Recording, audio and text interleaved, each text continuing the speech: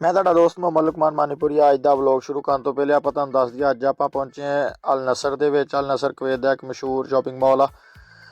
ਇੱਥੋਂ ਆਪਾਂ ਥੋੜੀ ਜਿਹੀ ਸ਼ਾਪਿੰਗ ਕਰਨੀ ਸੀਗੀ। ਆਪਾਂ ਬੂਟਾਂ ਵਾਲੀ ਸਾਈਡ ਤੇ ਆ ਗਏ, ਜਿੱਥੇ ਮੁxtਲਿਫ ਬ੍ਰਾਂਡਾਂ ਦੇ ਬੂਟ ਲੱਗੇ ਸੀ। ਆ ਸਟਿੱਕਾਂ ਹੱਥਾਂ 'ਚ ਫੜ ਕੇ ਸ਼ੋਖੀ ਮਾਰਨ ਵਾਸਤੇ LCD ਲੱਗੀ ਹੋਈ ਸੀ। ਬੜੀ ਪਿਆਰਾ ਮਾਹੌਲ ਸੀਗਾ ਤੇ ਆਪਾਂ ਬੂਟ ਪਸੰਦ ਕਰਦੇ ਕੁਰਦੇ ਫਿਰਦੇ ਰਹੇ। ਤੇ ਆ ਬੂਟਾਂ ਦੀਆਂ ਵੈਰਾਈਟੀਆਂ, ਜੰਪ ਆ ਗਏ, ਐਡੀਡਾਸ ਆ ਗਏ, ਪੂਮਾ ਆ ਗਿਆ, ਪਤਾ नहीं ਕਿਹੜੇ ਬ੍ਰਾਂਡ ਸੀਗੇ ਇੱਥੇ।